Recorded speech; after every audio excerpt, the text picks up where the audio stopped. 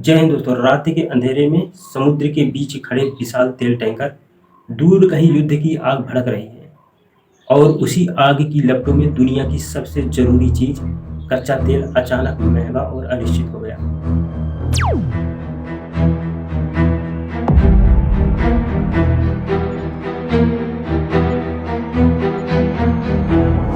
भारत जो दुनिया का तीसरा सबसे बड़ा तेल उपभोक्ता है, हर दिन लाखों बैरल तेल समुद्र के रास्ते मंगाता है।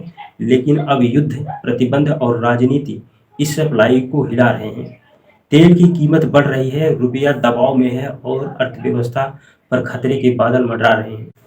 सवाल दोस्तों यह है कि आखिर भारत के कच्चे तेल की सप्लाई में यह संकट पैदा क्यों हो रहा है।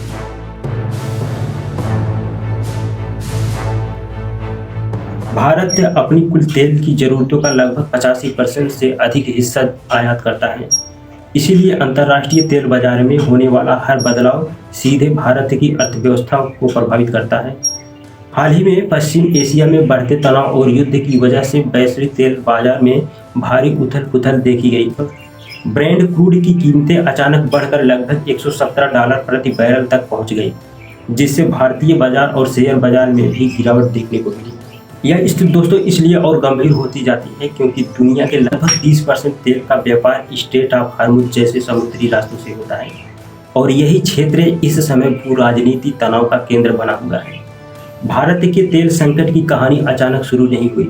इसकी जड़ें पिछले कुछ वर्षों की वैश्विक राजनीति और ऊर्जा बाजार में छिपी है। 2022 में रूस यूक्रेन युद्ध शुरू होने के बाद पश्चिमी देशों ने रूस पर कई आर्थिक प्रतिबंध लगाए। इसके बाद यूरोप ने रूसी तेल खरीदना कम कर दिया। इस मौके का फायदा उठाते हुए भारत ने डिस्काउंट पर रूसी तेल खरीदना शुरू किया, जिससे भारत के तेल आयात बिल में अरबों डॉलर की बचत हुई। कुछ समय बाद भारत के कुल तेल आयात में रूसी तेल की हिस्सेदारी 35 से 40% पहुंच गई, जो युद्ध के पहले सिर्फ लगभग 2% थी।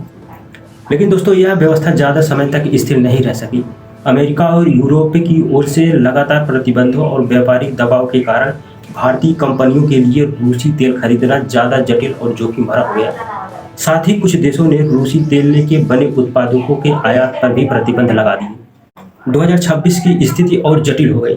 पश्चिम एशिया में बढ़ते संघर्ष ने तेल सप्लाई को प्रभावित करना शुरू कर दिया। कई जहाज़ों के मार्ग प्रभावित हुए और तेल बाजार में अचानक वार प्रीमियम जुड़ गया, जिससे कीमतें तेजी से बढ़ने लगी। इसी कारण भारत को अब अपनी तेल सप्लाई को सुरक्षित रखने के लिए अमेरिका, अफ्रीका और अन्य देशों से तेल खरीदने की रणनीति अपनानी पड़ रही है। हालांकि दोस्तों सरकार का कहना है कि फिलहाल भारत की ऊर्जा आपूर्ति सुरक्षित है और वैकल्पिक मार्गों से तेल आयात जारी है।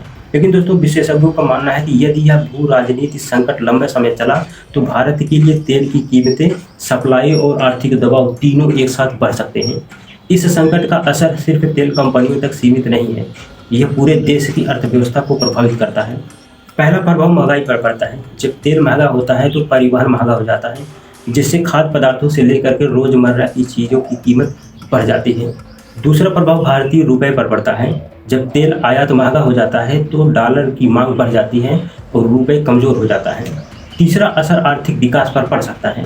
ऊर्जा की लागत बढ़ने से उद्योग, परिवहन और उत्पादन की लागत बढ़ जाती है, जिससे आर्थिक विकास की गति धीमी हो सकती है। कुल मिलाकर के दोस्तों भारत की ऊर्जा की कहानी आज एक ऐसे मोड़ पर खड़ी है जहां भू राजनीति, युद्ध और वैश्विक बाजार एक साथ असर डाल रहे हैं।